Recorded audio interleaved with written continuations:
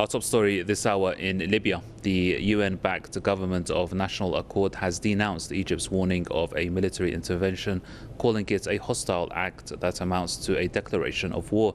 In a statement, the GNA said interference in its internal affairs is unacceptable. It's called on the international community to assume responsibilities with regard to the escalation with Egypt. On Saturday, Egyptian President Fattah al-Sisi warned that it could provoke what he called a direct intervention by Cairo if pro-GNA forces advanced on the strategic city of Sirte. Libya has been split between the internationally recognized government in Tripoli and a rival administration based in the eastern city of Tobruk since 2014. Sa'ib is an author and Middle East affairs expert, and he joins us now. Mr. Shaath, welcome. So Egypt could further complicate the situation in Libya, but if Egypt was to militarily intervene, would it not risk clashing with Turkey, which supports the opposing side of this calamity?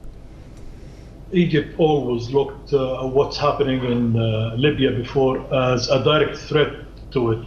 After the toppling of the late leader of Muammar Gaddafi and killing him, with the extremist religious fanatic Takfiri groups in there, which is they are supporting the Tripoli government. It's actually Sarraj in Tripoli only. Maybe he commands the palace and the rest is controlled by these Takfiri groups in that area. With the presence of Turkey, noticing Turkey is now engaged in Syria in war, engaged in Iraq as well, military campaign, and engaged in Libya in a military campaign, and lately as well extending its wings to get involved in Yemen.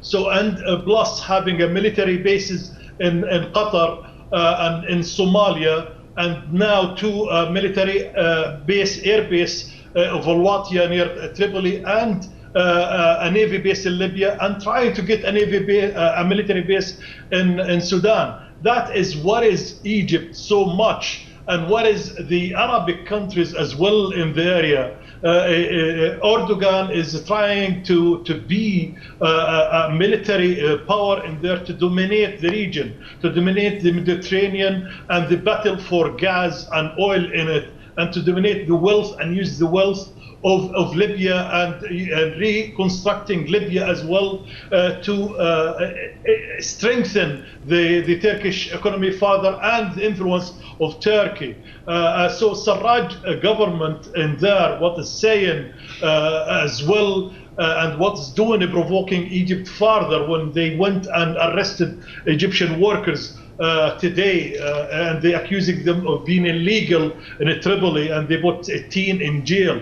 This is a further provocation to Egypt. Egypt is very nervous and very worried from its western borders, and it have at the minute in front of Egypt the problem with Ethiopia and the problem with Sudan, with Libya, and it's paying more attention now to Libya than was supposed to be because of the military presence of Turkey. We notice, Mr. Shaath, pardon me, because we have about a minute left. So, how crucial is it now for all the parties militarily involved in Libya to withdraw their forces, withdraw their support, and let the UN take a role in solving this peacefully? Or do you see a direct conflict between Egypt and Turkey? You see, the government which the United Nations supported, it's the government which is supported by Takfiri groups in Libya, and the Haftar government as well, which was previously he was supported by the US. Today the US supporting the Takfiri groups and Turkey. Sisi considered Sirte and Al-Jafra area is a no-go area for there. It's a red line, he said. And today, Ahmed al-Mesmari, spokesman of Haftar National Army, declared a no-fly zone over Sirte and 200 kilometers reaching the area of Al-Hishah. This means any military movement toward that area will provoke an Egyptian intervention and might Russian as well intervention. This area is very sensitive because this area will lead to the golden triangle of Libya, which is the oil fields and the gas and the wealth. Okay, so it looks like a calamity. Mr. Saib Shahith, author and Middle East affairs expert, thank you very much for joining us.